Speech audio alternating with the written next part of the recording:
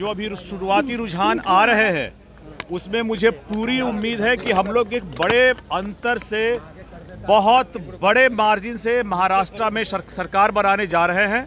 क्योंकि झारखंड को लेकर के काउंटिंग और रुझान थोड़े लेट आने शुरू हुए हैं।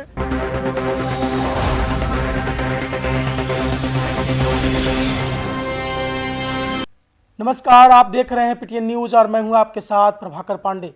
लोक जनशक्ति पार्टी रामविलास के सांसद अरुण भारती ने कड़ी प्रतिक्रिया देते हुए कहा है कि जिस तरह से पशुपति पारस का बड़ा दावा होता है वो सारे दावे उनके फेल नजर आ रहे हैं। जिस तरह से उन्होंने 2 बार बैठकें की और कहा कि बड़े फैसले लेंगे, लेकिन खोदा पहाड़ और निकली चूहिया, कोई बड़े फैसले नहीं। क्या फैसला आया कुछ भी पता नहीं चला।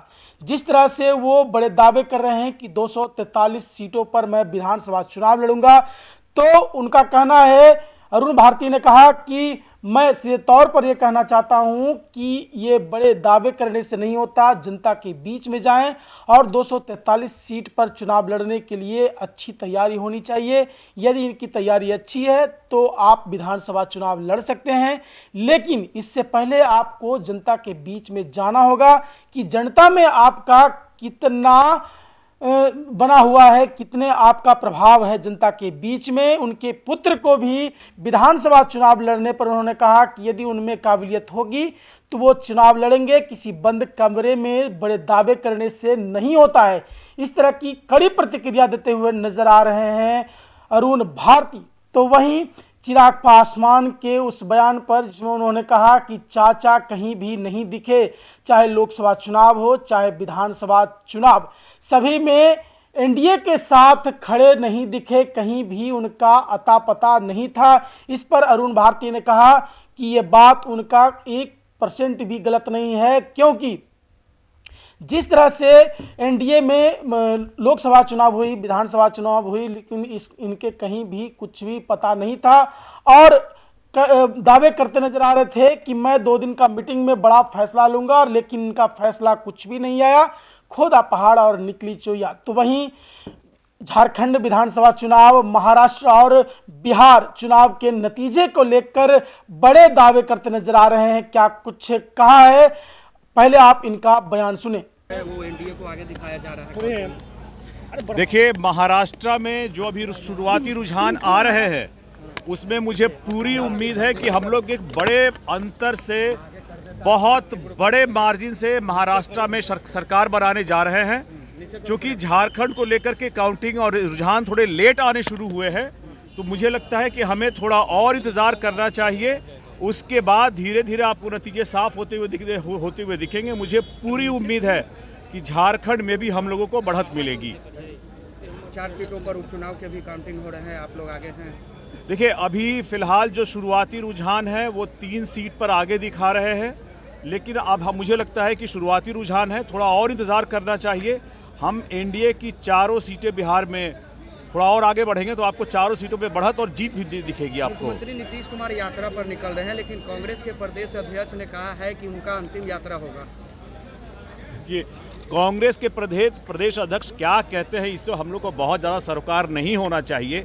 जनता के बीच में कांग्रेसी जाते नहीं हैं, जनता के बीच जा करके उनके समस्याओं को सुलझाने का प्रयास करते नहीं हैं, उनकी आवाज़ को उठाते नहीं हैं। मुख्यमंत्री जी कम से कम जनता के बीच में जा रहे हैं, अपने कामों के बारे में बता रहे हैं। जनता को भी पता चलना चाहिए कि इतने दिनों में सरकार ने क्या काम किया है, अपनी उपलब्धियों को बता रहे हैं, जिसका स्वागत होना चाहिए। इनको ये कहा जाए, कांग्रेस को ये कहा जाए कि आप भी जनता के बीच जाकर के जनता की आवाज़ को उठाइए, क्योंकि दिनों दिन जिस तरह से कांग्रेस खत्म होती जा रही है, आने वाले समय में लगता है कांग्रेस का ही पूरा का पूरा एकदम खत्म हो जाएगा। धीरे धीरे कांग्रेस खत्म हो जाएगी देश से। पशुपति कुमार पारस हैं, वो बैठक बुलाए थे, क्या लग रहा है एनडीए पर प्रेशर पॉलिटिक्स खेल रहे हैं? 243 विधानसभा सीटों पर चुनाव लड़ने की तैयारी कर रहे हैं, तो क्या आप ये बताइए, आप लोगों को आप ये बताइए कि जो 2 दिनों की इनकी बैठक हुई, जिसको बहुत बड़ा बैठक, मतलब मैराथन बैठक कहा गया, कितने कार्यकर्ता आए हुए थे? आप लोगों ने संख्या देखी? 200 सीटों पर लड़ने का दावा कर रहे हैं, 243 उनके कार्यकर्ता थे वहां पर। और 2 दिनों के मैराथन बैठक के बाद नतीजा निकलता है, फैसला आता है। क्या नतीजा निकला, क्या फैसला आया? सिर्फ कह देने से कि हम 243 सीटों पर चुनाव लड़ लेंगे, उसके लिए तैयारी भी चाहिए होगी आपको। ऐसी कोई तैयारी तो मुझे नहीं दिख रही है फिलहाल अभी। तो तैयारी करने दीजिए। अगर बोल रहे हैं जनता के बीच में जाएंगे तब ना। आप जब से लोकसभा का चुनाव हुआ है या उससे पहले जब मंत्री बने थे, जनता के बीच कितनी बार गए थे, कितनी ऐसी उनकी आम सभाएं हुई हैं, कितनी रैलियां हुई हैं। देखिए, वो लोग सब ड्राइंग रूम के हवाई काम कर रहे हैं, जनता के बीच जाकर के काम नहीं कर रहे हैं। तो ऐसे वादे, ऐसे दावे होते रहेंगे, होने दीजिए। हम लोग जनता के बीच में, हम लोग को पता है, हम लोग लगातार बने हुए हैं अपने अपने क्षेत्र में। झारखंड में जो अभी चुनाव हम लोग लड़े हैं, हमारे प्रत्याशी आगे चल रहे हैं, हम लोग जनता के बीच में बने रहेंगे, अपना काम करते रहेंगे। सर, कहा जा रहा है कि उनके पुत्र हैं, वो भी अब विधानसभा का चुनाव जो 25 में होगा उसमें लड़ेंगे, चुनावी मैदान में आएंगे। योग्य होंगे तो शायद कुछ कर पाएंगे, लेकिन फिलहाल जो दिख रहा है, आने दीजिए। अभी हम लोग को नहीं पता है कि आ रहे कि नहीं आ रहे, कोई फॉर्मल लॉन्चिंग नहीं हुई है। आ रहे हैं, स्वागत है, आना चाहिए, युवाओं को आना चाहिए।